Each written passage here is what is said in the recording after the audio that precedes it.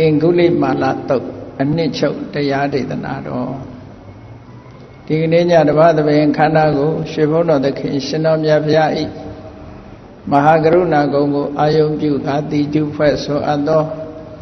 ဝန္ဒနာပနာမအာတိတဂထာကိုရွတ်ဆိုပူဇော်ခြင်းဖြင့်စတင်ကြရအောင်ယောကပကောတိဟိပိယပမေယံကာလံကရွန်တောအတိဒုက္ခရာနိ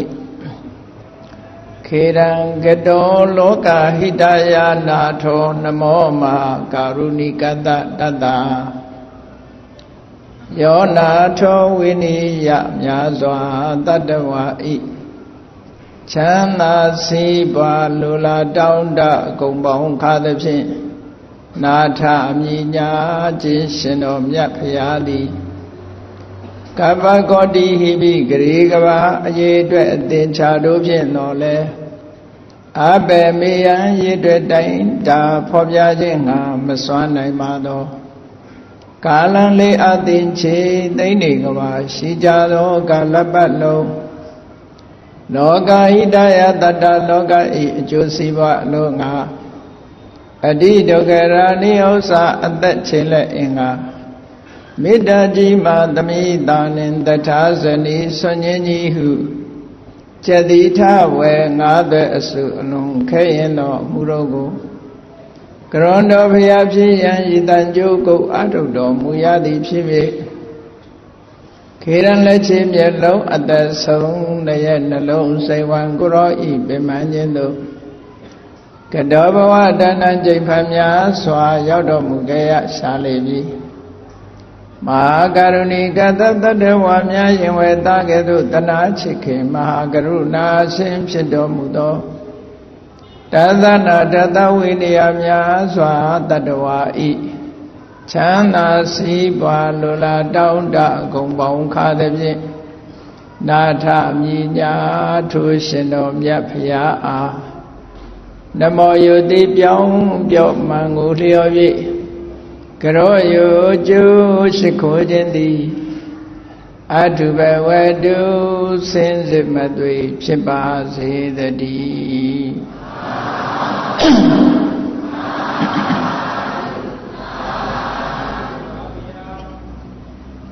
အင်္ဂုလိမာလတုတ်အနှစ်ချုပ်အင်္ဂုလိမာလတုတ်ကမူရင်းအင်္ဂုလိမာလတုတ်မစ္စည်းမနိကေမစ္စည်းမနိကာယမှာအင်္ဂုလိမာလတုတ်ဆိုတာရှိတယ်မြန်မာလူမျိုးတွေချက်မှတ်ကြတဲ့ပရိကြီး17တုတ်ထဲမှာလည်းအင်္ဂုလိမာလတုတ်ဆိုတာရှိတယ်အနှစ်ချုပ်ကတော့တူတူပဲလို့ပြောရပရိကြီး17တုတ်မှာအထုပ္ပတ္တိမပါပဲနဲ့လူရင်းသစ္စာဆိုတာလေးတွေပြထားတယ်အဲ့ဒီသစ္စာဆိုတာကိုပဲပြိဋ္ဌအဖြစ်အယန္တာအဖြစ်အသုံးပြုပြီးတော့ပရိကြီး17တုတ်မှာထိသွင်းပြီးတော့ထားတယ်မူရင်းအင်္ဂုလိမာလတုတ်ကြီးမှာလည်းပဲသစ္စာဆိုပုံဆိုတာပါတယ်အဲ့ဒီထဲကထုတ်နှုတ်ပြီးတော့အင်္ဂုလိမာလပရိဋ္ဌ protective discourse ဆိုပြီးတော့နော်အကာအကွယ်ဖြစ်စေရန်စီမံထားတဲ့တုတ်တစ်ခုပရိကြီး17တုတ်ထဲမှာအင်္ဂုလိမာလတုတ်သုံးဖို့အင်္ဂုလိမာလပရိဋ္ဌလို့ဒီလိုရှိတယ်အခုဒီနေ့ဥတည်ပြီးတော့ဟောမှာတော့ပရိကြီး17တုတ်ကအင်္ဂုလိမာလတုတ်ကိုဥတည်ပြီးတော့ဟောသို့တော်လည်းအဲ့ဒီတုတ်ရဲ့မူရင်းဖြစ်တဲ့မစ္စည်းမနိကေမှာလာတဲ့အင်္ဂုလိမာလတုတ်ကိုလည်းပဲထည့်သွင်းပြီးတော့ဟောပြောပါအင်္ဂုလိမာလပရိဋ္ဌအင်္ဂုလိမာလတုတ်ပရိဋ္ဌကြီးထဲမှာပါတဲ့အင်္ဂုလိမာလတုတ်မှာပရိဋ္ဌံယံပနန္တတနိသိဏဌာနဒောဝနာဥဒကံပိဝိနာသေတိတဗ္ဗမေဝပရိတယံဆိုတဲ့ဂါထာလေးနဲ့အစပြုပြီးတော့သစ္စာတရားရဲ့စွမ်းအားကို ဟောပြထားတယ်ပရိတ္တဆိုတဲ့အဓိပ္ပာယ်ကကြားရောက်လာမဲ့သို့မဟုတ်ကြားရောက်နေတဲ့အန္တရာယ်တွေကိုအကာအကွယ်ဖြစ်စေဖို့လို့ဆိုပြီးတော့ဟောကြားထားတဲ့သုတ်တန်တွေအဲ့ဒါလို့ဟောကြားတဲ့အခါမှာအကာအကွယ်ကိုဘယ်နည်းဖြင့်ဖြစ်စေသလဲဘာကိုအကြောင်းပြုပြီးတော့အကာအကွယ်ဖြစ်စေသလဲလို့ပရိကြီး17တုပ်ကိုအနှစ်ချုပ်ပြီးတော့ကြည့်မယ်ဆိုလို့ရှိရင်အကာအကွယ်လုပ်တဲ့စနစ်ဟာတခြားမန္တရတန္တရဝါဒတွေမှာပါတဲ့မန္တန်မျိုးမဟုတ်ဘူးမန္တန်စကားမျိုးမဟုတ်ဘူးသို့တော့တကယ်စွမ်းအားရှိတဲ့မိမိတို့ယင်ထဲမှာဖြစ်တဲ့မေတ္တာတရားမင်္ဂနာကိုသာပြောတဲ့သစ္စာစကားအဲ့ဒီနှစ်ခုကိုအခြေခံပြီးတော့ဘေးရအန္တရာယ်ကခင်းနိုင်တယ်ဆိုတာကိုမြတ်စွာဘုရားကစီမံဟောကြားထားတာဖြစ်တယ်မေတ္တာတရားရဲ့သစ္စာစကားရဲ့အဲ့ဒီနှစ်ခုရဲ့စွမ်းတတ္တိဟာကြီးမားတယ်လို့ဆိုတာကြုံတွေ့ဘူးတဲ့ပုဂ္ဂိုလ်တိုင်းဟာဒါလက်ခံကြခက်ခဲတစ်ခုကြုံတွေ့လာတဲ့အခါစူးစိုက်ခါမေတ္တာပို့ခြင်းဖြင့်ပြေလည်သွားတယ်အန္တရာယ်တွေလွတ်ကင်းသွားတယ်သစ္စာစကားကိုဆိုခြင်းဖြင့်လည်းအန္တရာယ်တွေကိုလွန်မြောက်နိုင်တယ်အဲ့တော့ဘုရားကြီး17တုပ်မှာမေတ္တာတရားနဲ့သစ္စာစကားကိုအခြေထားပြီးတော့တရားဝါဒီအန္တရာယ်ကင်းဖို့ဆိုပြီးတော့မြတ်စွာဘုရားဟောကြားထားတဲ့ထိုတို့နိကေတွေမှာမှတ်သားထားတဲ့သုတ်တန်တွေကိုရှေးဆရာတွေကစုဆောင်ပြီးတော့ပရိကြီး17တုပ်ဆိုပြီးတော့မြန်မာပြည်မှာစီမံထားတာပေါ့အခြားမန္တမန္တရားတွေအဓိပ္ပာယ်မဲ့ရွတ်နေမဲ့အစားအဓိပ္ပာယ်ရှိအဓိပ္ပာယ်သိပြီဆိုလို့ရှိရင်လေနိဗ္ဗာန်တိုင်လက်တွေ့ကျင့်သုံးမှုတွေကိုဥတည်ထားတာဖြစ်သောကြောင့်ဒီမေတ္တာတရားတို့သစ္စာစကားတို့ရဲ့အစွမ်းတတ္တိဟာတမန်အန္တရာယ်ကင်းုံမြမကကိလေသာဆိုတဲ့အတွင်းအန္တရာယ်တွေပါကင်းပြီးတော့နိဗ္ဗာန်ချမ်းသာထိအောင်ပို့ဆောင်ပေးနိုင်တယ်ဆိုတာယုံမှတန်တရားဝယ်မရှိဘူးဒီထဲမှာဘုရားကုံတရားကုံသံဃာကုံလို့ဆိုတဲ့ဒီကုံတွေကိုအာယုံပြုပြီးတော့လည်းပဲအန္တရာယ်ကင်းတဲ့တစ်စက္ကန့်တော့မှာဟောပြောထားတာရှိတယ်နောက်တစ်ခုအာတနာရိယသုတ်ဆိုတာကြတော့မူရင်းအာတနာရိယပရိအာတနာတဆိုတဲ့မြို့မှာထုတ်ပြန်တဲ့အမိန့်ပြန်တမ်းဘလူတွေကိုအုပ်ချုပ်တဲ့ဝိတ္တနာမင်းကြီးကစိုးစွမ်းတဲ့ဘလူတွေကိုအမိန့်ထုတ်ပြန်ပြီးတော့နှိပ်ကွက်တဲ့သဘောနဲ့ထုတ်ပြန်ပြီးတော့မြတ်စွာဘုရားကိုလျှောက်ထားတဲ့မူရင်းအတ္တနာရိယသုတ်ကြီးကနေလူရင်းဘုရားရှိခိုးလေးတွေထုတ်ပြီးတော့သစ္စာဆိုတဲ့အဓိပ္ပာယ်မျိုးဆောင်တဲ့ဂါထာဘာနာများဖွဲ့စည်းထားတဲ့သုတ်ကိုပရိကြီးထဲမှာတော့အတ္တနာရိယသုတ်လို့ဆိုပြီးတော့ထည့်ထားတယ်ဆိုလိုတာကတော့ပရိကြီးသုတ်ကိုပရိဆိုတဲ့အကာအကွယ်ဖြစ်စေတတ်တဲ့မြတ်စွာဘုရားရဲ့အဆုံးအမတွေကိုအနှစ်ချုပ်ကြည့်မယ်ဆိုလို့ရှိရင်တော့ဘုရားကုံတရားကုံသံဃာကုံကိုအာယုပြုတာပဲဖြစ်စေမေတ္တာတရားနဲ့သစ္စာစကားကိုဆိုတာပဲဖြစ်စေလူတွေမှာကြားရောက်ဖြစ်ပေါ်လာနိုင်တဲ့ကြားရောက်ဖြစ်ပေါ်နေတဲ့ဘေးရအန္တရာယ်တွေကလွတ်မြောက်တယ်လို့ဒီအဓိပ္ပာယ်မျိုးရအောင်နေ့စဉ်ရွတ်ဖတ်ပြီးတော့ထိုရွတ်ဖတ်ထားတဲ့မိမိတို့ရွတ်ဖတ်တဲ့ပရိတရားတွေရဲ့အ내အဓိပ္ပာယ်ကိုသိရှိလို့လက်တွေ့လိုက်နာကျင့်သုံးကြမယ်ဆိုလို့ရှိရင်နိဗ္ဗာန်တိုင်အကျိုးဖြစ်ထွန်းနိုင်တဲ့တရားဒေသနာများပဲဖြစ်တယ်ပေါ့အခက်ခဲတွေလွန်မြောက်ပြီးတော့စိတ်ချမ်းသာကိုယ်ချမ်းသာဖြစ်တဲ့အခါမြတ်စွာဘုရားဟောကြားတဲ့သီလသမารိပညာလို့ဆိုတဲ့သိက္ခာ3ရပ်အကျင့်မြတ်ကိုကျင့်ခြင်းဖြင့် ဘယ်တော့အခါမှဘေးရန်အန္တရာယ်တဲ့မကြုံနိုင်တဲ့ဘေးကင်းရန်กว่าသာဝရငြိမ်းချမ်းတဲ့နိဗ္ဗာန်ချမ်းသာကိုမျက်မှောက်ပြုနိုင်ရမှာဖြစ်တယ်ဒီထိအောင်ရည်မျှော်ပြီးတော့မြတ်စွာဘုရားကဟောထားတာဖြစ်ပါတယ်ဒီအင်္ဂုလိမာလတုတ်နဲ့ပတ်သက်ပြီးတော့ပရိမွန်းလို့ဆိုကြတယ်မွန်းဆိုတာဘာပြောတာ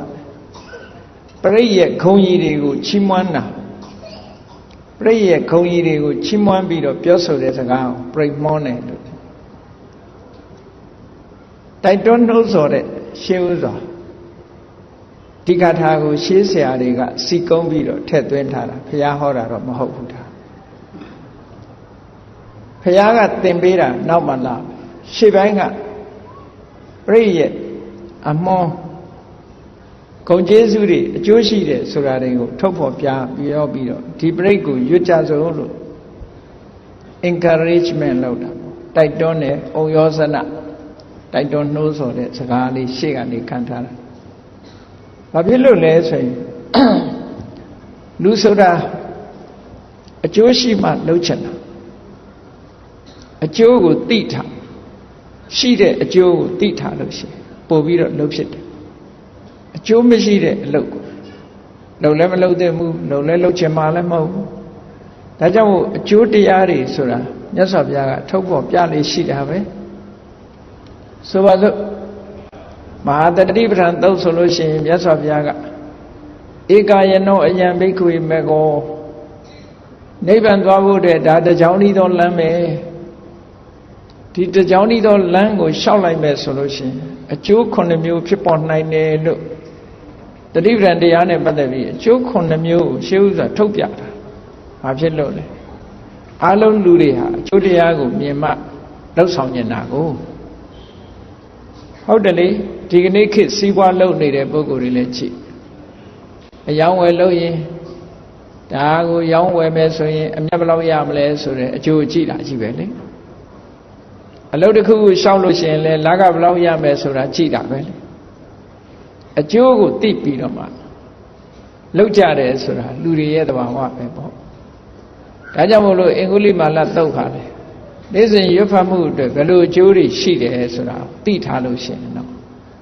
ဒီသုတ်ဟာရွတ်ဖြစ်တာပေါ့ကြီးညိုလေးစားစွာရွတ်ဖတ်ခြင်းဖြင့်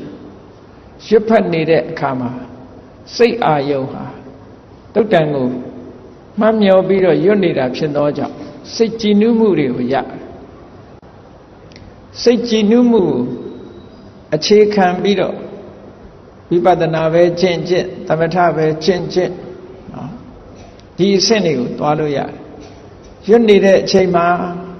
အာယုံယူပြီးတော့ရွတ်နေတဲ့အချိန်မှာလောဘမဖြစ်ဘူးဒေါသမဖြစ်ဘူးမောဟမဖြစ်ဘူးစိတ်လေးဟာကိုရွတ်တဲ့ဒေသနာအစင်မှာဖြောင်းဖြောင်းမမတ်ကြီးသွားနေတယ်ဆိုရင်နဲတဲ့အကျိုးမဟုတ်ဘူးဒါလဲတချို့ကထင်တယ်မတိဘဲနဲ့ရွတ်နေရင်အကျိုးမရဘူးလို့ဒီလိုလဲထင်ကောင်းထင်တယ်ဒေသနာအစဉ်ရွတ်နေအကျိုးမရဘူးလို့တော့ပြောလို့မရဘူး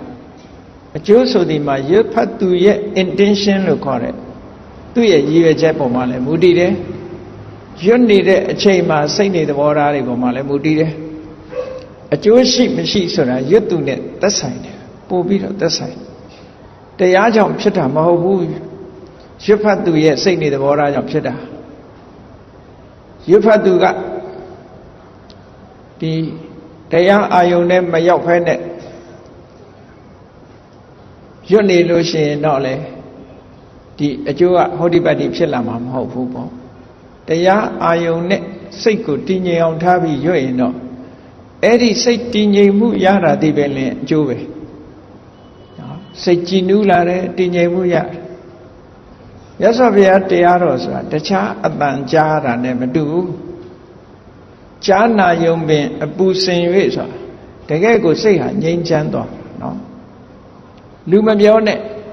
မြတ်စွာဘုရားဟောနေတဲ့ဘုရားရဲ့တရားတန်ကိုကြားတဲ့အခါတရားဝါလေးတွေတောင်မှပဲစိတ်အေးချမ်းမှုလေးရသွားရင်အဲ့ဒီအေးချမ်းမှုဆိုတဲ့စိတ်ကြည်လင်မှုဆိုတာလေးကကုသိုလ်ကောင်းမှုအနေနဲ့ကောင်းရာသုဂတိဘုံကိုရောက်စေနိုင်သေးတာပဲ ကောင်းရာသူတွေဘုံရောက်စေနိုင်တယ်တာမန်ကုသိုလ်လို့အထင်မသေးလေနဲ့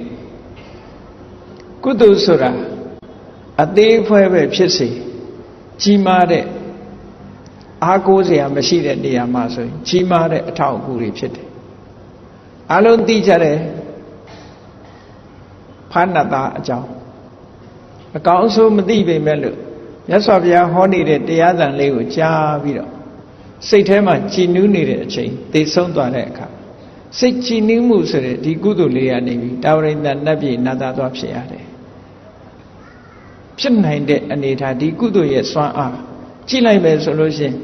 ဒုဋ္ဌာလေးကနည်းနည်းလေးပေးလိုက်တာကအများကြီးပါလားလို့ထင်ကောင်းထင်လိုက်ပဲဟောမဖြစ်နိုင်ဘူးလို့တောင်ထင်ကောင်းထင်ကြလိုက်မဖြစ်နိုင်တာမရှိဘူးတဲ့ကုသိုလ်ရဲ့စွမ်းအားဟာအမှန်တမ်းကြီးမားပါတယ်သံတုတ်တံမှာဆိုရင်မြတ်စွာဘုရားကစိတ်တုတ်ပါဒမတ္တံပိဘဟုကာရံဝရာမိကုသလေတုဓမ္မေတုကုသိုလ်ဆိုတာစိတ်แท้ဖြစ်ုံနဲ့တည်းမဲ့ဘဟုကာရအကျိုးများလာပြီတဲ့စိတ်แท้ဖြစ်ုံလေးတယ်နော်လူအောင်မယ်လို့စိတ်ထဲမှာတွေးလိုက်တယ်မလူပြည့်နဲ့အောင်လူအောင်မယ်ဆိုတဲ့အတွေးလေးကိုကမစ္စရိယကိုဖယ်ရှားလိုက်တဲ့အတွေးပဲအဲ့ဒီဟာလေးကလည်းကောင်းကျိုးချမ်းသာတွေပေးနိုင်တယ်ဆိုတာကုလသုတ်တံမှာမြတ်စွာဘုရားဟောတာရှိတယ်လေဘာလူရကောင်းမလဲလူအောင်မယ်လို့ဆိုတဲ့စိတ်ဟာအဲ့ဒီစိတ်ဓာတ်ကလေးဝင်လိုက်တာနဲ့ပဲဒီပုဂ္ဂိုလ်ဟာဖြစ်လျာဘဝမှာမဟေသက်ခဘုံတကူဩဇာအာဏာကြီးတယ်တဲ့ဒါကြောင့်မို့လူကျင်နေဆိုတဲ့အတွေးဟာမဟေသက်ခသံဝတ္တနိကပฏิပဒါကုသိုလ်မျိုးဖြစ်တယ်ဒါတာမန်ကုသိုလ်မဟုတ်ဘူးနော်အကြီးကြီးတွေကနေကျင့်တော့အသေးလေးလို့ထင်ကောင်းထင်ကဲအသေးဆုံးကုသိုလ်လေးတစ်ခုပြောပြကြည့်လိုက်မယ်ဆိုအသေးလေးပဲကိုယ်ဘာမှမလှူဘူးဘာမှမလုပ်ဘူးသို့သောသူများလှူတာတန်းတာသို့မဟုတ်သူများလှူထားတဲ့ဆိုင်းဘုတ်ကလေးဖတ်ပြီးတော့ဝန္တာအားရတော်လိုက်ကြတာသာဓုသာဓုသာဓုပါလို့ဟော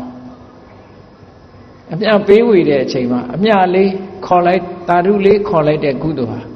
ဘာဆိုင်ရလို့လဲသာဓုခေါ်လိုက်တာပဲရှိတာပဲလေအဲ့ဒီကုသိုလ်ကလည်းအကျိုးပေးတယ်လို့အဲ့ဒီကုသိုလ်ကတချို့ကထင်ကောင်းထင်မယ်သာဓုခေါ်လို့အကျိုးပေးရင်တို့နေတိုင်းသာဓုတွေခေါ်နေတာဒီသာဓုကတခါတလေအိတ်ချင်တန်နဲ့ခေါ်တဲ့သာဓုရှိသေးတယ်ဝန္တာအာရကုသိုလ်စိတ်ဖြစ်အောင်လုပ်ပြီးခေါ်တဲ့သာဓုမျိုးဖြစ်ဖို့လိုတယ်နော်သာဓုဆိုတာလဲသွားပြီးတော့အထင်မသေးလေနဲ့950ထဲမှာပါတဲ့သင်္ခဇတ်ဆိုတာရှိတယ်ဘုရားလောင်းကအဲ့ဒီတော့ကသင်္ခဆိုတဲ့ပုံနာတစ်ယောက်ဖြစ်တယ်လမ်းခရီးသွားတဲ့အခါမှာပိစိကဗုဒ္ဓတဆူကိုတွေ့လို့နေဘူးထဲမှာဖဏတ်မပါဘဲနဲ့ရှောက်နေတာကိုတွေ့လို့သူစီးလာတဲ့ဖဏတ်ကိုကြာကြာနာနာဆေးကြောအဝတ်တွေပါတွေနဲ့ပုတ်ပြီးတော့တန်တန်ရှင်းရှင်းလုပ်ပြီးတော့ပိစိကဗုဒ္ဓခြေထောက်ကိုဆွတ်ပေးလိုက်လှူလိုက်တယ်ဒီဖဏတ်ကလေးစီးပြီးတော့သွားပါဗျာအဲ့ဒီဖဏတ်လှူပြီးတော့သင်္ဘောတက်တာသင်္ဘောကကမ်းကခွာ9 ရက်လောက်ကြာတဲ့အခါပင်လယ်ထဲမှာမုန်တိုင်းမိတော့သင်္ဘောပြက်တယ်သူ့နောက်ကတပည့်တစ်ယောက်ပါတယ်ဆရာတပည့်2ယောက်သင်္ဘောပေါ်ကပြင်ချက်တစ်ချက်ရလို့သင်္ဘောမြုပ်တဲ့အချိန်မှာအဲ့ဒီပြင်ချက်ကလေးပေါ်မှာမိတွယ်ပြီးတော့ပြင်ချက်ကလေးကိုမိတွယ်ပြီးတော့ပင်လယ်ထဲမှာလှိုင်းလုံးနေချင်အောင်မျောနေတာအဲ့ဒီဖဏတ်လှူခဲ့တဲ့ကုသိုလ်ကြောင့်မို့လို့မြစ်ဆောင်နတ်ပင်လယ်ဆောင်နတ်သမီးကလာခဲ့တယ်ကယ်တဲ့အခါမှာသင်္ခပုံနာကိုသာကယ်တယ်ကုသိုလ်ကြောင့်ကယ်တာအဲ့ဒါလို့ကယ်တဲ့အခါမှာသူ့နောက်ကနေအတူပါလာတဲ့လူကိုလှဲ့တောင်မကြည့်ဘူးကယ်ပါလို့ပြောလဲမကယ်ဘူးနော်မကယ်နိုင်ဘူးတဲ့အဲ့တော့ဘုရားလောင်းဆိုတာအသိဉာဏ်ရှိတယ်။အော်ဒီလိုကဲတယ်ဆိုတာကုသိုလ်ကြောင့်ပဲ သူနာမှာရှိနေတဲ့သူတပည့်ကိုငါတပည့်ငါဖဏတယံပိစိကဗုဒ္ဓကိုလှူခဲ့တယ်အဲ့ဒီကုသိုလ်ကောင်းမှုကိုမင်းအားအမျှပေးဝေပါတယ်အမျှဆိုဟိုကောင်ကသာဓုလည်းခေါ်လိုက်ရောမကယ်ခြင်းလို့မရတော့နတ်သမီးကကယ်လိုက်ရကုသိုလ်ကြောင့်ကယ်တာဟောသာဓုခေါ်တာနဲ့ပင်လယ်ထဲမှာမနစ်တော့ဘူးဒါ950ထဲမှာသိကျင်ဖတ်ကြည့်သင်္ခါစလို့ခေါ်တယ်ဆိုလိုတာကသာဓုခေါ်တဲ့ကုသိုလ်လေးတောင်မှပဲဒီလိုအကျိုးကျေးဇူးတွေရနိုင်သေးတယ်လို့ဒါကြောင့်မို့လို့ကုသိုလ်ဆိုတာဓမ္မအရေးပါတယ်လို့ဒီလိုပြောလို့တာပေါ့နော်ကုသိုလ်ကောင်းမှုဆိုတာအလုံးမှာလုပ်ကြရတာဖြစ်တယ်ဘယ်ကုသိုလ်ပဲဖြစ်ဖြစ်အစွမ်းတတ္တိတော့ရှိကြတာကြီးပဲခုဒီအင်္ဂုလိမာလသုတ်တံမှာကြည့်ရွတ်ဖတ်30တဲ့ကုသိုလ်ဟာလေသေးတဲ့ကုသိုလ်မဟုတ်ပါဘူးကုသိုလ်ရအောင်တော့ရွတ်ပေါ့ကုသိုလ်ရလို့တဲ့စိတ်နဲ့တည်တည်ငြိမ်ငြိမ်ရွတ်ဖို့တော့လိုအပ်တာပေါ့အတိပ္ပယ်သိမယ်ဆိုရင်တော့ပို့လို့အကျိုးရှိတာပေါ့အဲ့တော့အင်္ဂုလိမာလသုတ်ကိုရွတ်ချင်အောင်ဘယ်လိုစထားတော့ပရိတ္တံယံပနံတတ္တနိသိဏဌာနဒောဝနံဥဒကံပိဝိနာသေတိတဗ္ဗမေဝပရိတယံ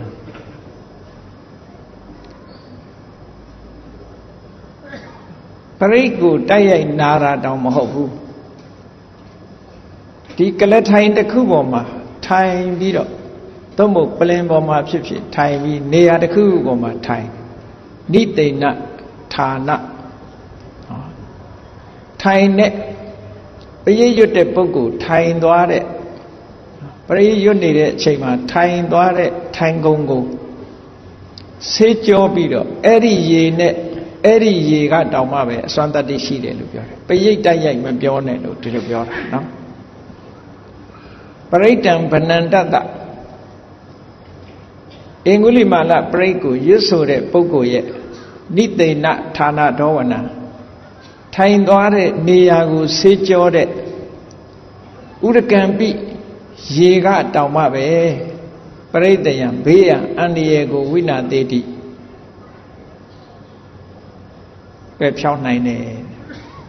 ပရိတ်နာတာတောင်မဟုတ်ဘူးရွတ်တာတောင်မဟုတ်ဘူးเนาะပရိတ်ရွတ်တုံးကထိုင်သွားတဲ့နေရာလေးကိုရေဆေးပြီးအဲ့ဒီရေလေးကတောင်မှအစွမ်းတတ္တိရှိတယ်ဒီလိုအဓိပ္ပာယ်ပြောတာเนาะတတ္တိရှိတယ်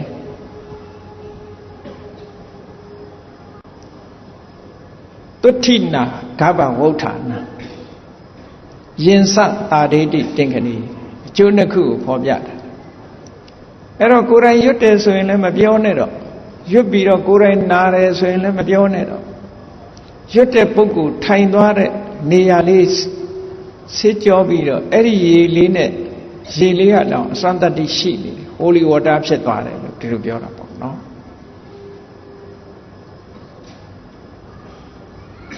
အဲ့ဒီရေကလည်းဘေးရန်ခတ်သိမ်းကိုကင်းငြိမ်းစေနိုင်တယ်အန္တရာယ်ကိုကာကွယ်နိုင်တယ်တဲ့တုဋ္ဌိနာဂဗ္ဗဝုဋ္ဌာနာယင်စတာရေတိတင်ခဏီအဲ့ဒီပရိယေလေးဖြန်းလိုက်တာနဲ့ပဲသို့မဟုတ်ပရိတရားတော်ကိုနာလိုက်တာနဲ့ပဲမိဘဖွားနိုင်တဲ့အမျိုးသမီးတွေဟာအဲ့ဒီနာလိုက်တဲ့အခိုက်ကလေးသို့မဟုတ်အဲ့ဒီရေစင်လေးနဲ့ဖြန်းလိုက်တဲ့အခိုက်ကလေးမှာပဲတုဋ္ဌိနာဂဗ္ဗဝုဋ္ဌာနာမိဖွားခြင်းကိစ္စချောချောမောမောမိဖွားခြင်းကိစ္စပြီးသွားနိုင်တယ်ပြီးသွားစေနိုင်တယ်ဒီလိုပြောတာနော်ပြီးသွားစေနိုင်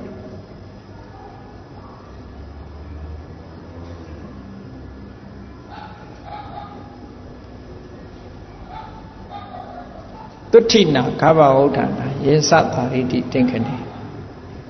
ထေရသင်္ကုလိမာလတ္တလောကနာထေနဘာတိတံဒီအစွမ်းတတ္တိထက်တဲ့ပရိက္ခာရှင်အင်္ဂုလိမာလပရိတ်လို့ခေါ်ပေမဲ့လို့မြတ်စွာဘုရားကအင်္ဂုလိမာလကိုခေါ်ခဲ့တဲ့ဘုရားရဲ့နှုတ်ကပတ်ပဲဖြစ်တယ်ပေါ့ထေရသင်္ဂုလိမာလတ္တထေရတအင်္ဂုလိမာလတ္တအင်္ဂုလိမာလမထေရကိုမြတ်စွာဘုရားကဟောခဲ့တာ လောကနာထေနပါတိတံလောကအားကိုးရတဲ့လေးစားရတဲ့မြတ်စွာဘုရားကဟောကြားခဲ့တာအဲ့ဒါနေမကဘူးဒီပရိတ်ဟာဘုရားကဟောခဲ့လို့ရှင်အင်္ဂုလိမာလရွတ်မှပဲအကျိုးရှိတာလားတခြားပုဂ္ဂိုလ်တွေရွတ်ရင်ရောအကျိုးမရှိဘူးလားအဲ့ဒီခေတ်ကသာအကျိုးဖြစ်ထွန်းပြီးတော့ခဏခေတ်ကြတော့အင်္ဂုလိမာလပရိတ်ဟာမစွမ်းတော့ဘူးလားလို့ဆိုကပ္ပထာယေတကဘာပတ်လုံးဒီအစွမ်းတတ္တိဟာရှိနေမယ်လို့ပြောတာနော်ကဘာဆုံးသည့်ထိဒီအစွမ်းတတ္တိဟာရှိကပ္ပထာယေအခုလက်ရှိကဘာကြီးရှိနေတဲ့၍ဒီအစွမ်းတတ္တိတွေဟာရှိနေမှာပဲဘယ်နိုင်ငံဘယ်နေရာရောက်ရွတ်ဖတ်မယ်ဆိုရင်ကပ္ပထာယေစွမ်းတတ္တိတွေရှိနေမယ်ကဘာတည်ပြီးတော့စွမ်းတတ္တိရှိမဟာတေသံအစွမ်းတကုအမတမကြီးတယ်အဲ့ဒီကြီးတဲ့အင်္ဂုလိမာလပရိတ်ကိုတို့တွေရွတ်ဖတ်ကြပါစို့လို့ဒီလိုပြေမောင်းလေးကပြောထားတာနော်အဲ့တော့ဒီနေရာမှာအင်္ဂုလိမာလပရိတ်ဟာအစွမ်းတကုကြီးတယ်အဲ့ဒီအစွမ်းတကုဟာတကဘာပတ်လုံးတည်တဲ့အစွမ်းတကုဖြစ်တယ်ကဘာတည်တဲ့၍တည်ရှိနေတဲ့အစွမ်းတကုဖြစ်တယ်ရွတ်ဖတ်သွားတဲ့ပုဂ္ဂိုလ်ရဲ့ထိုင်တဲ့နေရာလေးကထိုင်တဲ့နေရာလေးကိုဆေးကြောတန့်စင်တဲ့ရေစင်ရေအေးနဲ့ဖြန်းရင်တောင်မှပဲဘေးရန်ခတ်သိမ်းတွေကင်းငြိမ်းသွားနိုင်တယ်အမျိုးသမီးတွေမိမဖွားနိုင်တာလဲလွယ်လွယ်ကူကူနဲ့မိဖွားမှုကိုပြီးစေနိုင်တယ်ဟောဒီအကျိုးတွေကိုအင်္ဂုလိမာလပရိတ်ကစွမ်းတတ္တိပေးဖြစ်ပေါ်စေတယ်အဲ့တော့ဆိုလိုတာကအင်္ဂုလိမာလပရိတ်ဟာမိမဖွားနိုင်တဲ့ကိစ္စတစ်ခုသာအသုံးဝင်တာမဟုတ်ဘူး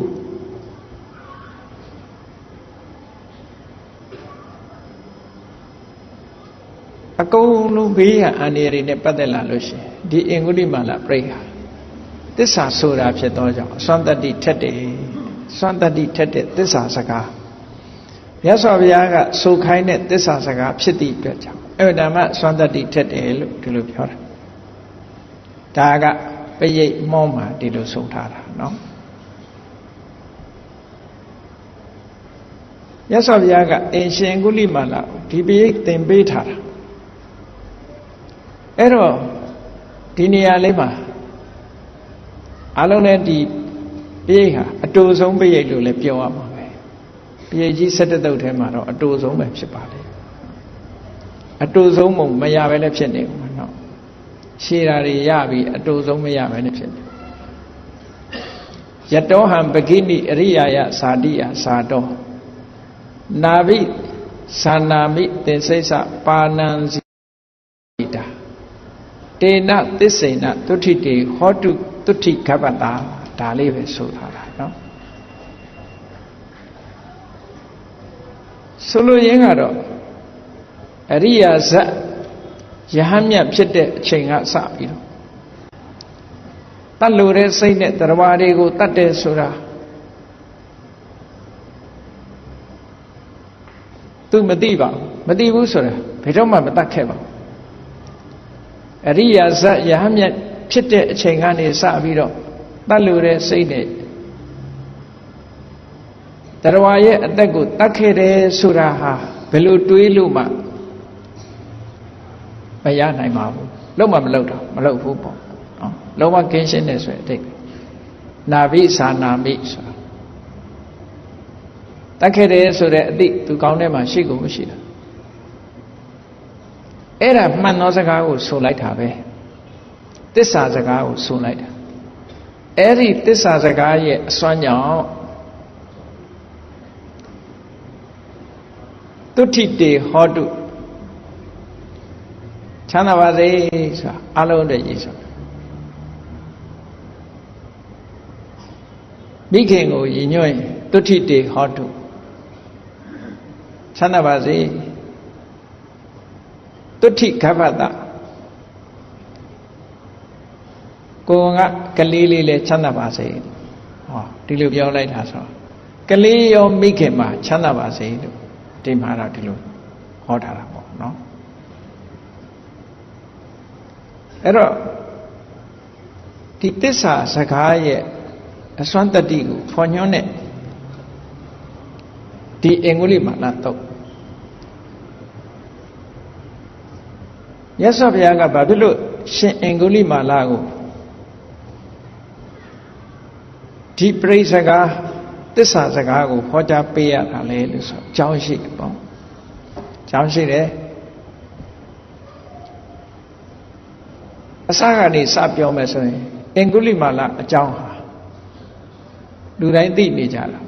သို့တော့မစ္စည်းမပဏ္ဏတမှာလာတဲ့အင်္ဂုတ္တရပါဠိမှာလာတဲ့မစ္စည်းမပဏ္ဏတပါဠိမှာလာတဲ့မစ္စည်းမနိကေမစ္စည်းမပဏ္ဏတမှာပါတဲ့အင်္ဂုလိမာလတုတ်ကအနှစ်ချုပ်ပြီးတော့ပြောရမယ်ဆိုလို့ရှိရင်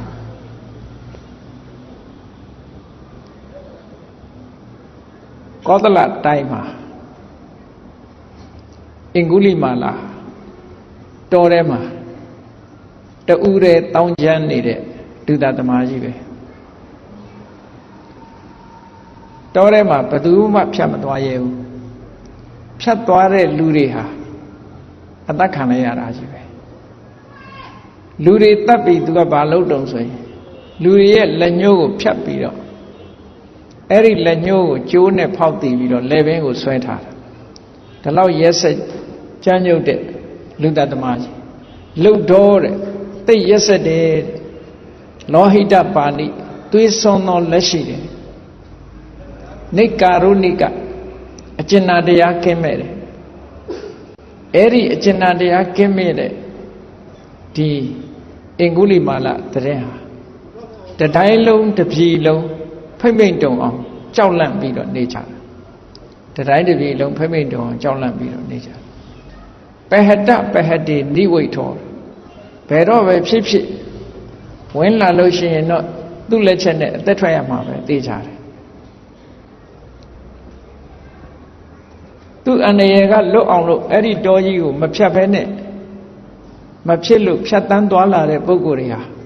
အုပ်စုဖွဲ့ပြီးတော့10ယောက်တစု20တစု30တစု40တစု50တစုအကွယ်တွေလုတ်ပြီးတော့တောစခန်းကိုဖြတ်တန်းသွားရင်လည်းပဲသူ့လက်ကမလွတ်ဘူးတဲ့လူတွေဘလောက်များများလာခဲ့သူ့အတန်ကြားလို့ရှိရင်တော့အားလုံးဟာကြက်သေးသေးပြီးကြောက်လန့်ပြီးထွက်ပြေးကုန်ကြတယ်ဒါလောက်ထိအောင်သူကတောင်းကျမ်းနေတာပေါ့သူ့ကိုအမတမကြောက်ဖိမ့်မိန်တုံအောင်ကြောက်နေရဖိမ့်မိန်တုံအောင်ကြောက်ရတယ်ဆိုတာတိုင်းပြည်အုပ်ချုပ်တဲ့ကောသလမင်းကြီးတောင်မှပဲသူ့တရင်ကြားယုံနဲ့ကြောက်လန့်နေအဲ့ဒါလို့နာမည်ကြီးနေတဲ့တောကြီးထဲမှာအုပ်စိုးနေတဲ့ကဘာကျော်လူသက်သမားကြီးအင်္ဂုလိမာလအဲ့ဒါလို့နာမည်ကြီးနေတဲ့အချိန်မှာ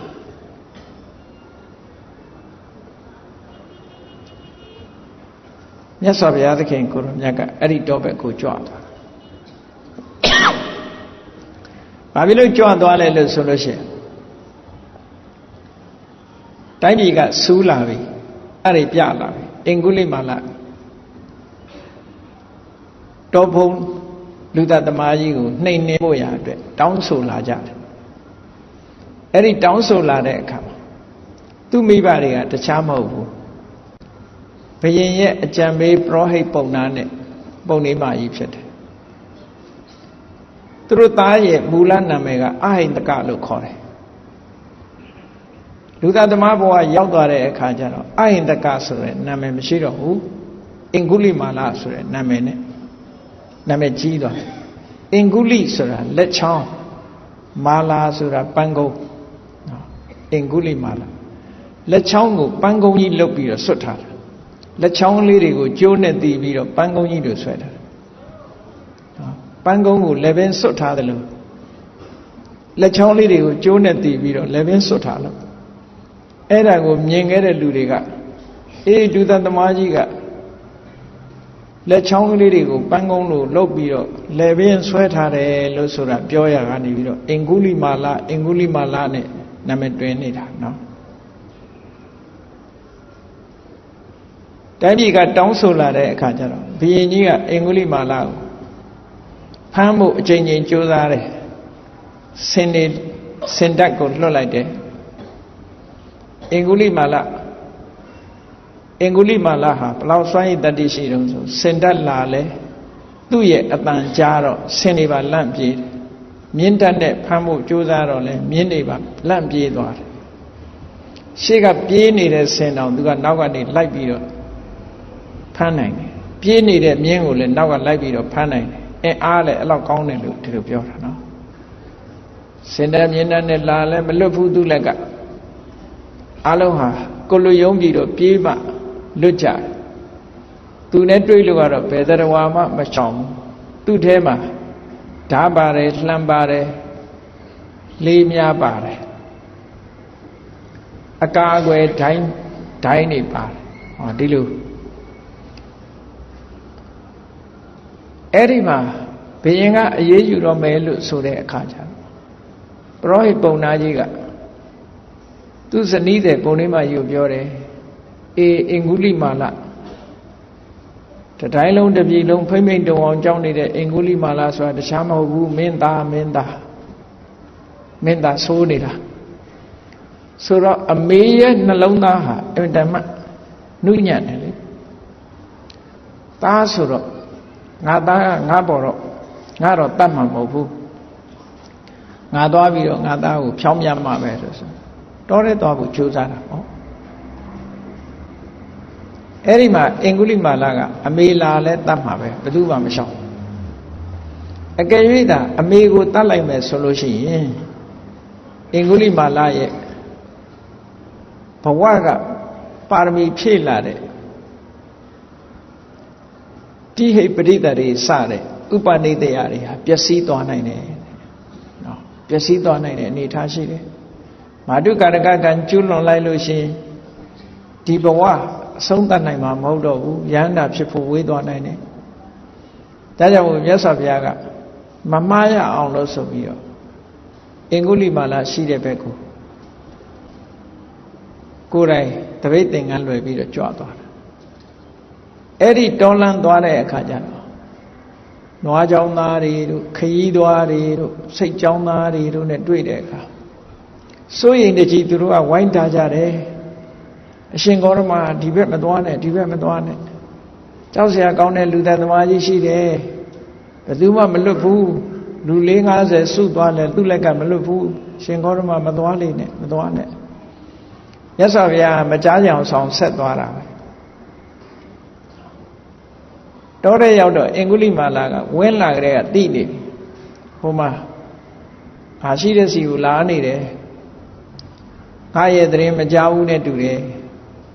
အဲ့ဒီကလေးကစိတ်ကဒေါသထွက်တယ်သူ့ကိုပမာမခန့်လုပ်တယ်လို့ထင်တယ်ဒီယဟန်ကိုတတ်မယ်လို့ဆိုပြီးတော့ဒိုင်းတို့လေးတို့မြားတို့ဒါတွေကိုအကုန်လွယ်ထုံးစံတိုင်းပေါ့သူခန္ဓာကိုယ်မှာအကုန်လုံးဖွဲ့ချီနှောင်းပြီးတော့မြတ်စွာဘုရားနောက်ကနေပြီးတော့လိုက်တော့တာပြေးလိုက်တယ်အဲ့လိုပြေးလိုက်တဲ့အခါကျတော့မြတ်စွာဘုရားကတကူတော်နဲ့ဖန်ဆင်းထားလိုက်တယ်အင်္ဂုလိမာလမြားတကန်းလောက်အကွာမှာသူ့ကိုမှီလို့မရအောင်မြားနဲ့လှမ်းပစ်လဲမမှီလောက်တဲ့နေရာလောက်အင်္ဂုလိမာလနဲ့ဘုရားနဲ့ခတ်ဝေးဝေးဖြစ်နေအောင်ဖန်တီးတာမြတ်စွာဘုရားကတော့ပုံမှန်လေးကြွတယ်အင်္ဂုလိမာလကြီးကပြေးလိုက်လာတာပြေးလိုက်လေဝေးသွားတာခုခေတ်လမ်းလျှောက်ဆက်ကြီးလို့များဖြစ်နေမလားမသိဘူးဘလောက်သွားရှေ့ကိုမရောက်ဘူးအင်္ဂုလိမာလနော်လမ်းလျှောက်ဆက်ပေါ်လမ်းလျှောက်နေလို့ကတော့တထွာမှရှေ့ရောက်မှာမဟုတ်ဘူးအဲ့တော့အင်္ဂုလိမာလလည်းရှေ့မရောက်ဘူးဒါပေမဲ့ခရီးကသုံးယူစနာကွာလောက်ထိအောင်ရောက်သွားပြေးလိုက်ရဘယ်တော့ကြည်ဖျားကသူနဲ့အကွာဝေးရအဲ့လောက်ပဲဖြစ်တယ်ဘလောက်ပြေးအနာရောက်လိမ့်မယ်ထင်တယ်မရောက်ဘူး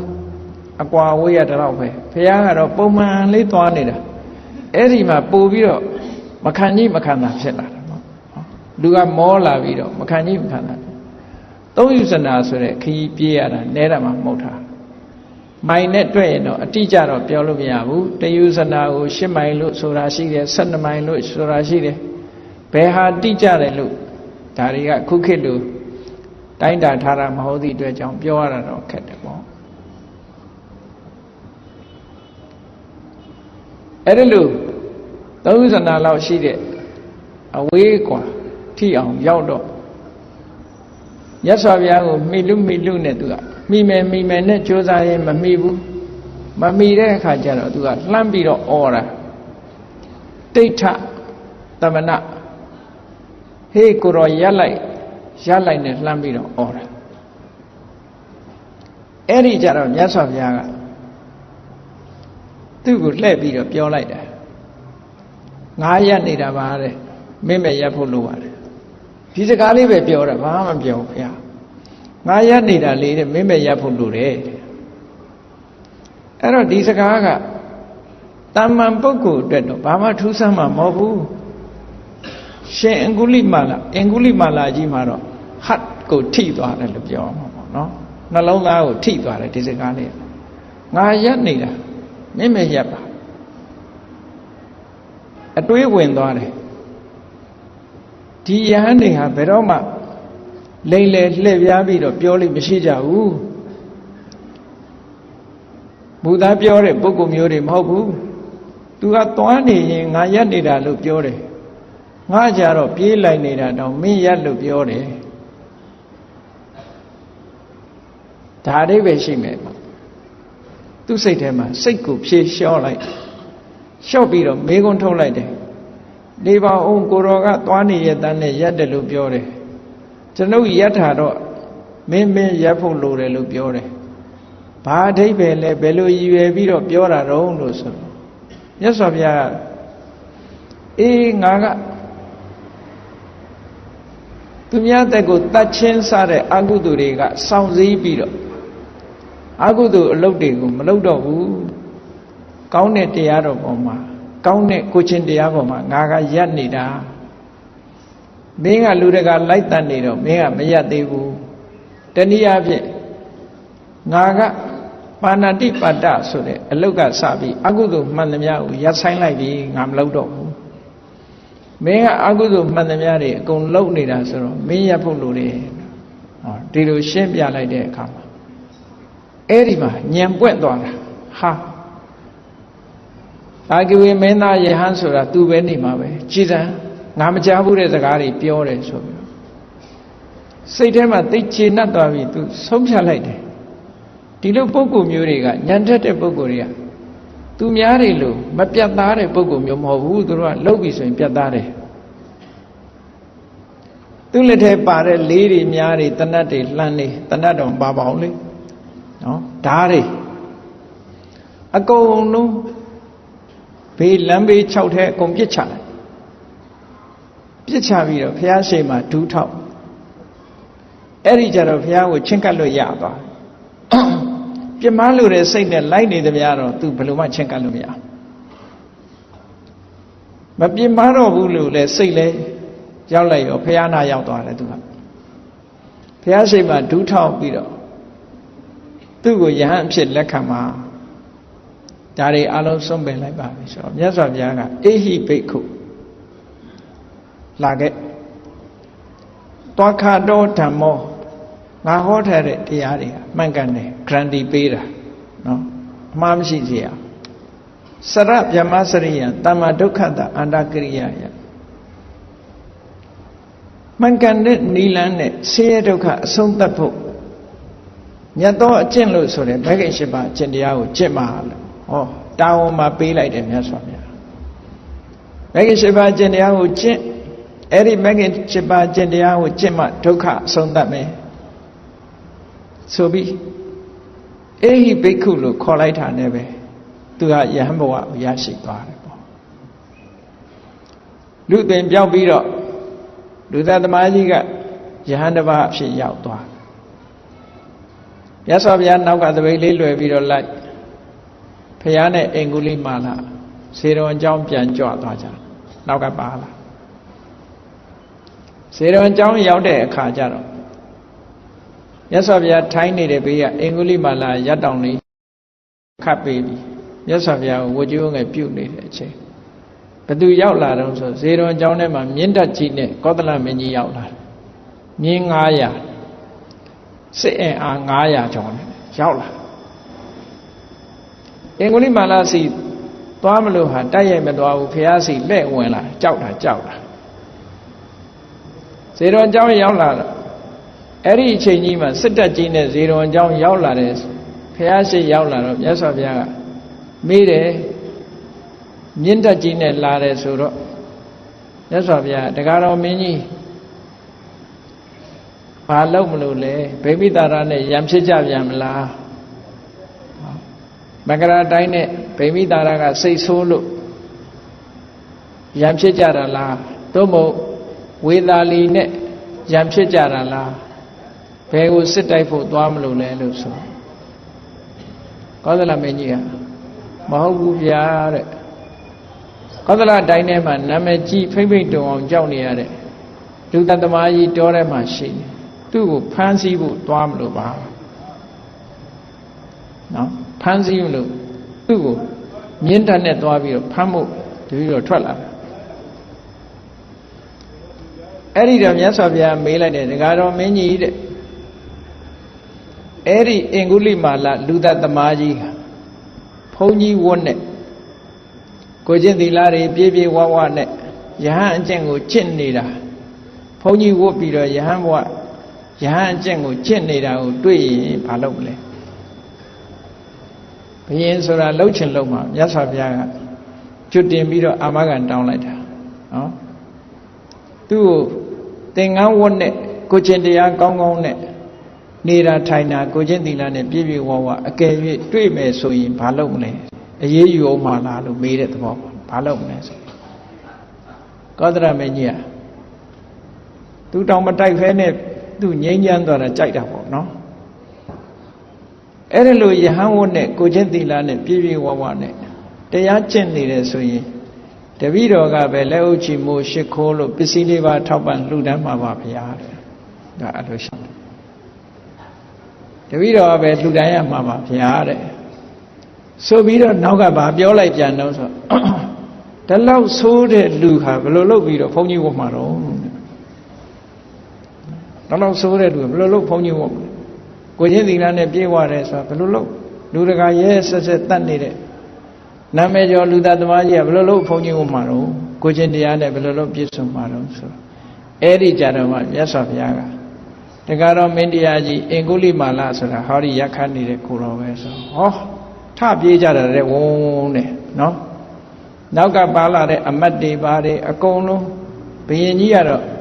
ရာဇအိန္ဒြေကြောင့်လို့ထမပြေးပဲနဲ့တုံတုံလှုပ်လို့ကြောက်လန့်နေတာတဲ့အဲ့လိုပါဠိတော်ထဲမှာတော့ထပြေးကြတယ်လို့မပါဘူးကောသလမင်းကြီးကစိတ်ထဲမှာကြောက်ရွံ့သွားတယ်ဆိုတာပဲပါတယ်ကောသလမင်းကြီးကြောက်ရွံ့သွားတာကြောက်တယ်ဆိုတာလည်းပဲမျက်နှာမှာပေါ်တယ်လေစိတ်ဆိုးရင်လည်းမျက်နှာမှာပေါ်တယ်ကြောက်တယ်ဆိုရင်လည်းမျက်နှာမှာပေါ်တယ်မျက်နှာမူရအကဲခတ်ပြီးမြတ်စွာဘုရားကတရားတော်မင်းတရားမကြောက်နဲ့သူ့ကြောင့်ဘာအန္တရာယ်မှမရှိဘူးဘယ်တော့မှဒုက္ခမပေးတော့ဘူးသူကဆိုတော့မှကောသလမင်းကြီးအရှင်ဥက္ကုလိမာလနာသွားပြီးတော့အရှင်အင်္ဂုလိမာလရဲ့အဖေအမေတွေကဘသူတွေတုံးပေါ့ဘယ်အနွယ်ကနေဝတ်လာတာတော့ဆိုတရားတော်မင်းကြီးကျွန်ုပ်ရဲ့အဖေကဂက္ခလို့ခေါ်ပါတယ်အမေကမန္တာနီလို့ခေါ်ပါတယ်ဆိုတော့အရှင်ဂက္ခမန္တာနီပုဒ္ဒမန္တာနီပုံလေးမရဲ့သားဖြစ်တဲ့အရှင်ဂက္ခလိုရာရှိအမိန့်ရှိပါသူထောက်ပံ့လှူဒန်းပါမယ်အဲ့ဒီချိန်မှာရှင်အင်္ဂုလိမာလကတိစေဝရိတ်ဒူရင်ဆောင်တယ်သင်္ကန်းသုံးတယ်တောရကြောင်းမှာပဲနေတယ်ဆွမ်းခံစားတယ်ဆိုတဲ့ဒူရင်ကျင့်နေကျင့်တယ်အဲ့ဒါလို့ကောသလမင်းကြီးဟာရှင်အင်္ဂုလိမာလနာသွားလျှောက်ထားပြီးတော့အေးချမ်းချမ်းပဲနန်းတော်ပြန်သွားတယ်ပေါ့စစ်မတိုက်လိုက်ရတော့တပုတ်ဒီလူသားသမားဖမ်းဖို့အလုပ်ဟာဖမ်းเสียမလို့တော့အဲ့ဒီမှာမြတ်စွာဘုရားထံလာပြီးတော့တအံတော်ပြောတယ်မြတ်စွာဘုရားရဲ့ဆုံးမမှုဟာဓာလည်းမပါဒုတ်လည်းမပါ လက်နဲ့လည်းမပါပဲနဲ့လိမ္မာယဉ်ကျေးသွားအောင်တကယ့်ကိုကြံတမ်းရက်စက်တဲ့အင်္ဂုလိမာလာတို့လူချမ်းကြီးကိုအခုလိုယဉ်ကျေးသွားတော့အောင်ဆုံးမတာအံ့ဩစရာကောင်းလိုက်တာဟုတ်တာပဲတကယ်အံ့ဩစရာကောင်းတာပဲဒါလောက်စိတ်ချမ်းကိုယ်ချမ်းရှိတဲ့လူတယောက်ဟာအခုဟာတိမ်မွေ့သွားတယ်မယဉ်ကျေးတဲ့လူယဉ်ကျေးသွားတယ်မတိမ်မွေ့တဲ့လူတိမ်မွေ့သွားတယ်မငြိမ်းချမ်းတဲ့လူတွေငြိမ်းချမ်းသွားတယ်ဒါလောက်ချမ်းတတ်တဲ့ပုဂ္ဂိုလ်ဒီလိုယဉ်ကျေးပြီးတော့ကြည်စံအိန္ဒိယရနဲ့ဖြစ်သွားတာဟာအမတမအံ့ဩဖို့ကောင်းပါပေတယ်ရသော်ဘုရားကိုချီးမွမ်းတောပနာပြုပြီးတော့ပြန်သွားအဲ့ဒါရှင်အင်္ဂုလိမာလာသာသနာ့ဘောင်ဝင်တဲ့အခန်းလေးပဲအဲ့ဒီသုတ္တမှာဒီလိုပါအဲ့တော့ရှင်အင်္ဂုလိမာလာရမ်းဖြစ်လာတဲ့အခါမှာဆွမ်းခံစားတော့တမျိုးလုံးဖိမ့်ဖိမ့်တုံတုံကြောက်ထားတာဆိုဟာအင်္ဂုလိမာလာလာပြီဟေ့ဆိုလို့ရှိရင်ဘယ်သူမှဆွမ်းထွက်လောင်းရဲတာမဟုတ်ဘူးလေမြင်နာနဲ့တကားတွေပိတ်အိမ်တကားတွေပိတ်လူတွေပျောက်သွားတာလမ်းပေါ်မှာတယောက်မှမရှိဘူးကုန်ထွက်ပြေးကုန်သူဆွမ်းခံကြွလာတာမြင်နာနဲ့ဘလောက်ကြောက်တယ်ဆိုတာစဉ်းစားကြည့်နော်လူတွေကြောက်ပြီးတော့အကုန်လုံးပြေးကုန်ကြမခံနိုင်လွန်းတဲ့လူတွေကြတော့ဘာလို့ကြတော့ငါအဖေတတ်ထားတယ်ငါအမေတတ်တယ်ငါဆွေမျိုးတွေတတ်ထားတယ်ဆိုအဝေးကနေနဲ့ထုမြင်နဲ့မလို့ရဲဘူးလိုက်ဖမ်းမှလည်းကြောက်သေးတယ်သူအဲ့တော့ရှင်အင်္ဂုလိမာလာတပိတ်ကွဲခေါင်းကွဲသင်္ကန်းတွေစုပ်ပြတ်ဆွန့်တော့မရဘူးတပိတ်ထဲရတာကြောက်ခဲပဲရအဲ့လိုနဲ့ဆင်းရဲဒုက္ခတွေဖြစ်တယ်ဒါကအကုသိုလ်ကံကအကျိုးပေးတာဒီအကုသိုလ်ကံတစ်ခုခုပဲလှုပ်ကုသိုလ်ကံပဲလှုပ်သုံးမျိုးကွဲထွက်သွားတယ်အဲ့ဒါကိုသတိထားဖို့လို့ဘယ်သူပဲဖြစ်ဖြစ်အခုဘဝမှာကုသိုလ်ကောင်းမှုလုပ်ရင်လည်း၃မျိုးအကုသိုလ်လုပ်ရင်လည်း၃မျိုးဆိုတာဘာလဲလို့ဆိုရင်စွမ်းဆောင်မှုအားကောင်းတဲ့ကုသိုလ်ဇောအကုသိုလ်ဇောကုသိုလ်ဇောအကုသိုလ်ဇောဖြစ်လာတဲ့အခါမှာပထမဆုံးစဖြစ်တဲ့ဇောကိုဒိဋ္ဌဓမ္မဝေရဏိယကံလို့ခေါ်တယ်ဒီဘဝမှာအကျိုးပေးတယ်နောက်ဆုံးဇောကိုတော့အပရာပရိယဝေရဏိယနောက်ဆုံးဇောကိုတော့ဥပပိစ္စဝေရဏိယကံလို့ခေါ်တယ်ဒုတိယဘဝမှာဘဝတစ်ခုအကျိုးပေးအလဲ၅ဇောကြတဲ့အခါကျအပရာပရိယဝေရဏိယကံလို့ခေါ်တယ်တတိယဘဝကနေစပြီးတော့နိဗ္ဗာန်ရသည့်ထီအောင်အကျိုးပေးတယ်ဒီလိုရှင်အင်္ဂုလိမာလလှုပ်တဲ့ကံတွေဟာလေအဲ့ဒါလို၃မျိုးဖြစ်တယ်ပေါ့၃မျိုးဖြစ်တယ်၃မျိုးဖြစ်တဲ့အခါမှာပထမဒီဘဝအကျိုးပေးတဲ့ဒိဋ္ဌဓမ္မဝေရဏိယကံကြောင့်တခြားကိုပြစ်လိုက်တဲ့ခဲကလည်းသူ့ခေါင်းပဲရောက်လာပြစ်ထားတော့တခါတလေသူ့စီပြစ်တာမဟုတ်ဘဲနဲ့လေသူ့ဝဲမှန်တယ်အကုသိုလ်ကျိုးပေးပြီဆိုရင်အဲ့ဒါမျိုးနော်သူ့လှုပ်တာမဟုတ်ဘဲနဲ့လေသူ့စီရောက်ချင်ရောက်လာအကုသိုလ်ဟာတော့ကြောက်စရာကောင်းတယ်ဒီလိုဒုက္ခတွေနဲ့ဆွမ်းစားရဖို့အမှန်တမ်းခရင်တဲ့အနေထားမျိုးရောက်လာဒါတွေမကဘူးရှင်ကုလိမာလတရားအထုတ်လို့မရရှာဘူးတရားထုတ်လို့မရဘူးဘာလို့မရလဲဆိုတရားနှလုံးသွင်းဖို့တရားထိုင်လိုက်တာနဲ့တပြိုင်နက်သူ့ရဲ့စိတ်ထဲမှာမြင်ကွင်းကဘာတွေဖြစ်လာလို့ဆို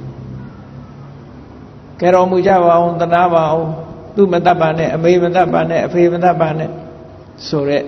အော်တန်ဟစ်တန်ပြေးတာလွှမ်းတာလဲပြိုတန်ဓာတွေကြီးပဲသူ့မြင်ကွင်းကအဲ့ဒါပဲဝယုံသုံးကံဖြစ်ပြီးတော့သူကလိုက်တတ်တာကိုပြေးကြအော်ကြဟစ်ကြငိုကြယိုကြတောင်းပန်ကြအဲ့ဒါတွေရဲ့သွေးရဲရဲတန်ရဲရဲနဲ့ဟောမသေးခင်မျက်နှာကြီးတွေရှုံသွားတာတွေဒါတွေပဲသူ့မျက်စိထဲမှာပေါ်တယ်တရားထိုင်လိုက်ရင်ဒါတွေပေါ်လာတရားထိုင်လိုက်ရင်ဒါတွေပေါ်ဒါနဲ့ပဲတရားထိုင်လို့မရဘူးထသွားအတော်ကြောက်စရာကောင်းတယ်တမာတိဆိုစုစည်းဖို့မလွယ်ဘူးကိုလှုပ်တဲ့လှုပ်ရက်တွေက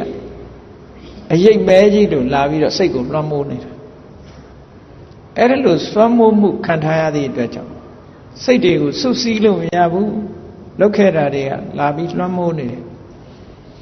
အဲ့ဒီအချိန်မှာမြတ်စွာဘုရားကနီးပေးတာယတောဟံဇာတိယဇာတော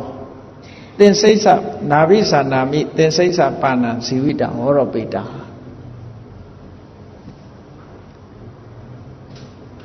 မွေးဖွားလာတဲ့အချိန်ကနေစပြီးတော့သေစီလူတဲ့စိတ်နဲ့ဘယ်တတဝါကိုမှမတတ်ဘူးတတ်တယ်လို့ဆိုတာဘယ်လိုမှစဉ်းစားလို့မရဘူးဆိုလိုတာကမြတ်စွာဘုရားကမွေးဖွားလာကြတဲ့ကနေဘယ်သူမှမတတ်ဘူးလို့ဒီလိုပထမဟောလိုက်တာဟောတော့ဘုရားရဲ့ရွယ်ချက်ကဇာတိယဇာတောယတောဟံဇာတိယဇာတောဆိုတာဘဝတစ်ခုလုံးကိုပြောတာမဟုတ်ဘူးယဟန်ဖြစ်လာတာကိုဘုရားရည်ရွယ်ပြီးတော့ပြောတာပြောတော့သူကဘာလျှောက်တော့တပည့်တော်ကဘုရားတဲ့လူသတ်လာတာနှစ်ပေါင်းများကြီးပဲတဲ့အဲ့လိုပြောရင်တပည့်တော်မုဒ္ဒဝါဒဖြစ်လိမ့်မယ်တဲ့လိန်ပြောရရောက်လိမ့်မယ်ဆိုအဲ့ဒါလို့ဆိုရင်မြတ်စွာဘုရားကပြင်ပေးလိုက်တယ်ယတောဟံအရိယာယဇာတိယဇာတောအရိယာယဆိုတဲ့စကားလုံးလေးကိုထည့်ပေးတယ်နော်မြင့်မြတ်တဲ့ယဟန်ဘဝအရိယာယဇာတိယအရိယာဇတ်လို့ခေါ်တယ်ဘုရားရဲ့အမျိုးအဲ့ဒီကနေစပြီးလူမတတ်တော့ဆိုလိုတာကယဟန်ဖြစ်တဲ့နေ့ကစပြီးတော့လူမတတ်တော့ရှေးတုန်းကတတ်တာတွေပြန်မတွေးနဲ့ဒီအချိန်ကနေစပြီးတော့ငါစင်ကြယ်တယ်ပါဏာတိပါဒအလုပ်ကိုမလုပ်ဘူးလို့ဆိုပြီးတော့စိတ်ကိုစောင့်တည်ခိုင်းလိုက်တာဟိုဘက်ကဟာတွေကိုအသာမေ့ထားလိုက်အဲ့ဒါမမေ့ရင်အရိပ်မဲကြီးလို့သူ့ရဲ့ခေါင်းထဲမှာခြားခြားလဲသွားပြန်တမာတိစုစည်းလို့မရဘူးအဲ့ဒါကြောင့်မို့လုတ်ခဲ့တာမေ့ထားလိုက်မေ့ပြီးတော့ဒီဘက်မှာစိတ်စောင့်တည်လို့ရအောင်မြတ်စွာဘုရားကနီးပေးတာနီးပေးလိုက်တဲ့အခါမှာရှင်ကုလိမာလာစိတ်စုစည်းလို့ရပြီနောက်ရဟန်းဖြစ်ပြီးရှေ့လောက်နေတော့မှသူယဟန္တာဖြစ်သွားအဲ့ဒါလိုယဟန္တာဖြစ်သွားတဲ့အခါမှာစွမ်းအားကြီးတဲ့ရတ္တမက်ဆိုတဲ့ကုသိုလ်ကကိရိတာတွေအလုံးကိုဖယ်ရှားပလိုက်တယ်ဖယ်ရှားပြလိုက်ရုံမကဘူးခုနကလူသားသမားဘဝကအကုသိုလ်တွေလုပ်တဲ့ထဲမှာဒိဋ္ဌဓမ္မဝေဒနိယကံကိုတော့သူမဖယ်ရှားနိုင်ဘူးဘဝတစ်ခုရထားတာဖြစ်တယ်ဥပပိစ္ဆတို့ကနောက်ရမှာဖြစ်တယ်အပရာပရိယဝေနိယလည်းတန်တရာနောက်အဆက်မှာဖြစ်မှာဖြစ်တယ်အဲ့ဒီနှစ်ခုကိုတော့ကိရိတာဖယ်ခြင်းအဖြစ်ဥပပိစ္ဆဝေဒနိယကံအပရာပရိယဝေဒနိယကံတို့ပိတ်ဆို့ဖယ်ရှားပြလိုက်တယ်ဒိဋ္ဌဓမ္မတော့ဖယ်ရှားလို့မရဘူးတဲ့ဒါကြောင့်ဘသူကပြစ်လိုက်တဲ့ခဲပဲဖြစ်ဖြစ်သူ့ခေါင်းဝင်မှန်းတာကြီးပဲဘယ်ကပြစ်လိုက်တဲ့ခဲပဲဖြစ်ဖြစ်တခြားငှက်တကောင်ကိုလှမ်းချောက်လိုက်တဲ့ခဲကလည်းရှင်ဥလိမာလာခေါင်းရောက်လာနော်နွားတကောင်ပြေးလို့နောက်ကနေလိုက်ပြီးထုလိုက်တဲ့ခဲကလည်းပဲရှင်ဥလိမာလာတပိတ်ရောက်ချင်ရောက်လာအဲ့ဒါဟာအကုသိုလ်ရဲ့အကျိုးတွေဒိဋ္ဌဓမ္မတော့သူခံလိုက်ရတယ်ခံလိုက်ရတော့စင်စင်ရဲရဲနဲ့ဘယ်သူကမှလည်းဆုံးမလောင်မြင်ရင်လည်းပြေးကြပက်ပင်းမှာတွေ့ရင်လည်းဘယ်သူမှမျက်နှာချင်းမဆိုင်ရဲကြလောကကြီးမှာအမုန်းဆုံးပုဂ္ဂိုလ်တယောက်ဖြစ်ပြီးစာဝတ်နေဒုက္ခရောက်နေတယ်အဲ့ဒါလောက်ကရုဏာမဲ့တဲ့ပုဂ္ဂိုလ်တယောက်ဟာဘုရားသာသနာဝင်ပြီးတော့တရားကျင့်တဲ့အခါမှာတဏှာတတ်တဲ့စိတ်လေးကသူ့မှာပင်ကိုယ်ကတော့ရှိပါရဲ့တပ်ဖြတ်မှုကျွလွန်နေတော့ကဘယ်သူမှတဏှာတဲ့ပုဂ္ဂိုလ်မဟုတ်ဘူးသို့တော်ငယ်ငယ်တုန်းကသူ့ကိုနာမည်မှဲ့ထားတာကသူ့မိဘကနာမည်မှဲ့ထားတာအဟိန္ဒကလို့နာမည်မှဲ့ထားအဟိန္ဒကဆိုတာဘယ်သူမှမငြင်းဆဲဘူးအကျဉ်းသာကြီးမားသူလို့ဒီလိုအိဗေရဘယ်သူမှမငြင်းဆဲဘူးဒါကြောင့်မို့သူကယဟန္တာဖြစ်တဲ့အခါရှင်ဥလိမာလာကပြန်ပြောတယ်အဟိန္ဒကောတိမေနမံဟိန္ဒကတ္တပုရိတတောတဲ့အရင်တော့ကလူတကာကိုညှင်းဆဲတပ်ဖြတ်နေတဲ့အချိန်တုန်းကငါ့ကိုအဟိန္ဒကလို့ခေါ်ခဲ့ကြတာဟာမှားယွင်းနေတဲ့အဓိပ္ပာယ်မကိုက်တဲ့နာမည်ကြီးဖြစ်ခဲ့တယ်ပေါ့ဒီကနေ့ကျတော့ဣစ္ဆာဟံသစ္ဆာနမောမိယဟန္တာဖြစ်သွားပြီဆိုတော့ အကျဉ်းတရားနဲ့ဘယ်တရားဝါကိုမှမညှင်းဆဲတော့ဒီနာမည်ဟာအမှန်နာမည်ခုမှနာမည်နဲ့လိုက်ဖက်ညီသွားတယ်အစ္ဆာဟံသစ္စာနံမောမိတကယ်ကိုမှန်ကန်တဲ့နာမည်တစ်ခုနာနာဟိန္တာမိကိစီနံဘယ်သူကိုမှငါမြင်စေတော့ဘူးခုမှပဲအဟိတကဆိုတဲ့နာမည်ဟာအဓိပ္ပာယ်နဲ့လိုက်လျောညီတွေဖြစ်သွားပြီလို့ဒီလိုပြောခဲ့တဲ့စကားလေးရှိတယ်ပေါ့အဲ့တော့ယဟနာဖြစ်သွားတယ်ဆိုတဲ့အခါမှာတချို့ကလည်းကျေနပ်ချင်မှကျေနပ်မှဒီလောက်လူသားသမားကြီးဟာဒီလိုလွတ်သွားရအလားပေါ့လွတ်သွားရလားဆိုခွင်းလုံးကျွတ်လွတ်တာတော့မဟုတ်ဘူးခွင်းလုံးကျွတ်လွတ်တာတော့မဟုတ်ဘူးဒီဘဝမှာခံရမဲ့ဒိဋ္ဌဓမ္မဝေရဏိယကံတွေကိုခံလိုက်ရတာသူ့မှာအကြီးအကျယ်တပိတ်ခွဲခေါင်းပြဲနော်အဝတ်တွေစုပ်ပြတ်ဆုံးလောင်းမဲ့လူမရှိဒီလိုဖြစ်ပြီးတော့ဒုက္ခရောက်တာပေါ့နောက်ဘဝကြတော့ဘဝမှာမရှိတော့တာဥပါဒဏ်တွေကုံသွားတယ်တဏှာတွေကုံသွားတယ်ကိလေသာတွေကုံသွားတော့ကံတရားကကိလေသာဆိုတဲ့အဖို့မရှိဘူးအကျိုးမပေးနိုင်တော့အကျိုးမပေးနိုင်တော့ဒီကံတရားတွေဟာဘယ်လိုမှလုပ်ပြီးတော့အကျိုးတစ်ခုထုတ်လုပ်လို့မရတော့ဘူးမနာလိုစရာတော့မရှိပါဘူးเนาะမနာလိုစရာမရှိဘူးအရတ္တမေဆိုတဲ့စွမ်းအားကြီးတဲ့ကံတရားကြောင့်ကံတရားတွေဟာအကျိုးပေးနိုင်စွာမရှိတော့ဘူးအဲ့လိုအကျိုးပေးနိုင်စွာမရှိတဲ့ယန္တာဘဝရောက်သွားတယ်ယတ္တပပံကတံပပံယတ္တပပံကတံကမ္မံကုသလေနပိဋိယတိအလွန်ဆိုးတဲ့အကုသိုလ်ကံတွေကိုကုသိုလ်တရားနဲ့ပိတ်ဆို့ပလိုက်တယ်ဆိုးပိတ်ပလိုက်တယ်စွမ်းအားကြီးတဲ့ကုသိုလ်တရားနဲ့ပယ်ဖြတ်ပလိုက်တယ်လွန်ငင်းခွင့်ပေးလိုက်တယ်လို့ပဲသူ့မှာအလုံးကံတရားတွေကိုစွမ်းအားကြီးတဲ့ကံတရားကနေလွန်ငင်းချမ်းသာခွင့်ပေးလိုက်တာဒီကံတွေဟာအကျိုးပေးခွင့်မရှိတော့ဘူးသူတို့ပြောတာကျိုးပေးเสียရလဲဘဝဆိုတာသူ့ကရှိပါမရှိတော့နောက်ဆုံးဘဝဖြစ်သွားပြီလေအဲ့ဒီမှာသို့တော်လဲဒိဋ္ဌဓမ္မဝေရဏိယကံရဲ့အကျိုးကိုခံစားရလို့ဆွမစားရတဲ့ရက်တွေခေါင်းကွဲရတဲ့ရက်တွေဟောဒီလိုဖြစ်တော့မြတ်စွာဘုရားကအေးအကုသိုလ်တွေလှုပ်ထားလို့ဒီလိုအကျိုးတွေခံစားရတာရှင်ကုလိမာလကိုဟောပြောပြီးတော့တရက်တော့ရှင်အင်ကုလိမာလမြို့ရဲရွာရဲဆွမ်းခံသွားရင်းနဲ့မိမဖွားနိုင်လို့ဒုက္ခရောက်နေတဲ့အမျိုးသမီးတယောက်ရဲ့ငိုသံဟောဟစ်ညဉ်းညူသံတွေကြားလာတဲ့အခါရင်ထဲကအကျဉ်းတရားဖြစ်လာပြီးကြောက်ရောက်တော့ဘုရားကိုလျှောက်တယ်။ဩတတ္တဝါတွေဟာဒီလိုဒုက္ခရောက်ကြတာပါလား။ဒီလိုစိတ်ဆင်းရဲကြတာပါလား။ကိုယ်ဆင်းရဲမှုတွေဖြစ်ကြပါလား။အဲ့လိုပြောတော့မြတ်စွာဘုရားကရှင်အင်္ဂုလိမာလာကိုသစ္စာဆိုလို့ရှိရင်အဲ့ဒီဒုက္ခတွေကလွတ်နိုင်တယ်ဆိုပြီးတော့သစ္စာစကားကိုသင်ပေးလိုက်တာအဲ့ဒီဘုရားသင်ပေးတဲ့သစ္စာစကားဟာခုအင်္ဂုလိမာလာပြိဋ္ဌဆိုတာဖြစ်လာတာပေါ့ယတောဟံပဂိနိမိမဖွားနိုင်တဲ့အမျိုးသမီးကိုခေါ်တာပဂိနိနှမလို့ခေါ်တာယတောဟံပဂိနိအရိယာယဇာတိယဇာတောနာဝိဇာနာမိသင်္စိစ္ဆပါဏဇီဝိတာဟောရောပေတာ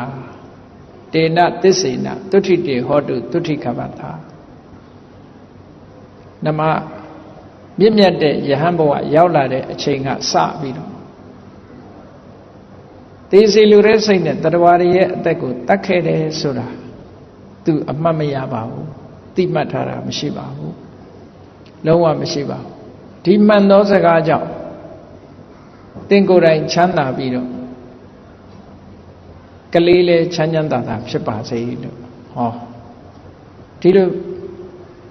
သစ္စာစကားဆိုတာဒါသုထိတေဟောတုသုထိကပါအဲ့တော့သစ္စာဆိုတဲ့နေရာမှာမှန်တာတစ်ခုကိုပြောရမယ်ပြောပြီးရင်လိုချင်တာတစ်ခုကိုတောင်းဆိုတာအခုဒီမှာလဲယတောဟံပဂိနိရိယာယဇာတိယဇာတောနာဘိဇာနာမိသင်္စိစ္ဆပါဏံဇီဝိတံဟောရောပေတာဆိုတာဒီစကားလေးကသစ္စာစကားအဲ့သစ္စာစကားရဲ့နောက်မှာပါတော့တေနသစ္စေနဟောဒီသစ္စာစကားကြောင့်သုထိတေဟောတုမင်းကိုယ်တိုင်ချမ်းသာပါစေသုထိကပ္ပတကလေးလည်းချမ်းသာပါစေဟောဒါလိုချင်တာပြောလိုက်တယ်အဲ့ဒီသစ္စာစကားရဲ့စွမ်းအားကိုဘုရားထံကသင်ပြီးတော့သစ္စာစကားကိုသင်ပြီးတော့ အဲ့ဒီမိမဖွားနိုင်လို့အော်ဟစ်ညင်းညူနေတဲ့အမျိုးသမီးစီသွားပြီးတော့ရှင်အင်္ဂုလိမာလကဒီသစ္စာစကားကိုဆိုလိုက်တဲ့အခါမှာကြားနာရတဲ့အမျိုးသမီးဟာချက်ချင်းပဲမိဖွားပြီးတော့ချမ်းသာဒုက္ခရသွားတယ်အဲ့ဒီကနေစပြီးတော့ရှင်အင်္ဂုလိမာလဆွမ်းလောက်မဲ့လူတွေပါလေဩအကျဉ်းသာကြီးမားပါတယ်ဆိုပြီးတစ်ချိန်တုန်းကမသိလို့မိုက်မဲခင်ပဲအခုချိန်မှာအကျဉ်းသာတရားတွေရှိပါတယ်ဆိုတာကိုအားလုံးကလက်ခံလာရှင်ဂုလိမာလာစာဝတ်နေထိုက်တဲ့တော့အစဉ်ပြေပြီးတော့လူလူပရိသတ်ရဲ့မေတ္တာကိုပြန်ရရှိလာတယ်လို့ဒီလိုဆိုတာနော်အေးအင်္ဂုလိမာလာပရိတ်ဆိုတာအဲ့ဒါလိုဖြစ်ပေါ်လာတာဖြစ်တယ်ဒီအင်္ဂုလိမာလာပရိတ်ကိုရွတ်ဖတ်တရစေခြင်းဖြစ်ဘေးရန်ခတ်သိမ်းနေပျောက်ကင်းနိုင်တယ်တာမဖွားတဲ့မိခင်တွေတာဖွားနိုင်တယ်နောက်ဆုံးမှာဒီပရိယေလေးကိုယူပြီးတော့အသုံးပြုခြင်းအပြင်လေလွယ်လွယ်ကူကူမိခင်ရောကလေးပါချမ်းချမ်းသာသာဖြစ်နိုင်တယ်လို့ဆိုတာသစ္စာရဲ့စွမ်းအားကိုယုံကြည်တဲ့ပုဂ္ဂိုလ်တိုင်းဒါကဘုရားကုံတရားကုံတန်ခါကုံမြတ်စွာဘုရားကိုယ်တိုင်ဟောခဲ့တာဖြစ်လို့ယုံယုံကြည်ကြည်နဲ့လှုပ်ဆောင်ကြမယ်ဆိုလို့ရှိရင်အခက်အခဲတွေလွန်မြောက်ပြီးတော့ချမ်းသာဒုက္ခရောက်ကြမှာဖြစ်တယ်အဲ့ဒီချမ်းသာဒုက္ခကိုအခြေပြုပြီးတော့ရခဲ့တဲ့လူဘဝကိုရောက်လာတဲ့အခါမှာကုသိုလ်ကောင်းမှုတွေကိုဆက်လက်ပြုခြင်းဖြင့်ဓိတဲ့အစစ်မြင့်တဲ့နိဗ္ဗာန်ချမ်းသာထီအောင်ရောက်ကြမှာဖြစ်တယ်အဲ့ဒီအင်္ဂုလိမာလပရိရဲ့အစွမ်းတကူအင်္ဂုလိမာလတုတ်နှစ်တုတ်မေစီမာပါဏတမာလာတဲ့မူရင်းအင်္ဂုလိမာလတုတ်ရဲ့အခုပရိထဲမှာပါတဲ့သစ္စာစကားကိုဥတည်ထားတဲ့အင်္ဂုလိမာလတုတ်ရဲ့ဒီနှစ်တုတ်ကိုမှတ်သားရအောင်ချင်းကျုပ်ဟောကြားခြင်းဖြစ်တာမို့တရားချိတ်ခင်သူတော်စင်ပြိဿအပေါင်းတို့ဒီတုတ်တံမှာလာတဲ့အတိုင်းသစ္စာစကားရှင်ဂုရိမာလရဲ့ခုံမြတ်စွာဘုရားရဲ့ခုံတရားရဲ့ခုံတွေကိုအာယုပြုပြီးတော့မိမိတို့မှာအခက်ခဲကြုံတိုင်းသစ္စာစကားဆိုခြင်းဖြင့်အခက်ခဲတွေလွန်မြောက်အောင်ဆောင်ရွက်နိုင်ကြပါစေကုန်သတည်း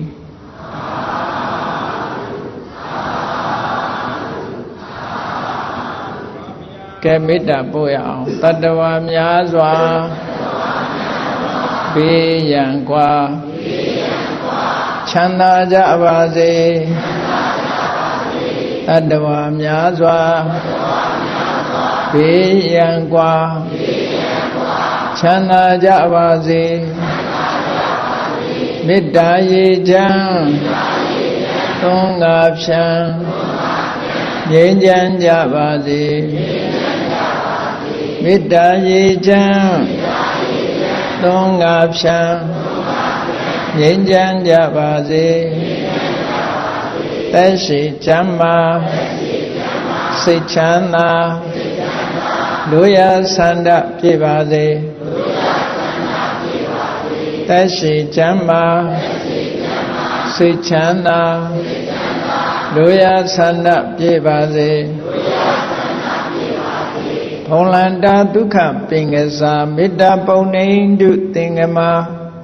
မနောတရတိတဝေတံဘဝယန္တုဒုက္ခန္တကမေတ္တာပုံနေတုသင်္ကမစုပေါင်းပုတ်အပ်မေတ္တာတဟုရောင်ကျူပါဝင်ငွေလာမင်းနှင့်ရောင်ခြင်းရှဲယုံပေါင်းဆောင်ရခြင်းကြောင့်တဝေတံကျွဲ့မဲ့ဥတုံလုံးစုံများစွာတတ္တဝါတို့ဤမနောတရသည်မြင်မြဖြူစင်အေးကြည်လင်းသည့်ရေစဉ်ပြည့်တင်းစိတ်နှလုံးတည်ဟုသောရေအိုင်ကြီးအတွင်း၌ဒုက္ခပင်အစာစင်ထာဝရအေမြကြည်သာတာယာပွင့်လန်းချမ်းသာဒုက္ခအဒီဟုသောကုမုဒ္ဒရာကြာပန်တို့သည်ဖုံးလန္တာဝန္တာရှင်မြူဝမုံလူလျက်ကြည်နူးဝဲကြုံဖူးပွင့်ညအကုန်သည်ဖြစ်၍ဒုက္ခန္တကလေးအောင်လေးတဲ့ရောရှက်သင်ပြန့်ပီတိတိဟုသောယနံတို့သည်ဘဝယန္တုကောင်းစွာမဲ့သွေးကြိုင်လိုက်၍နေကြပါစေကုန်တည်း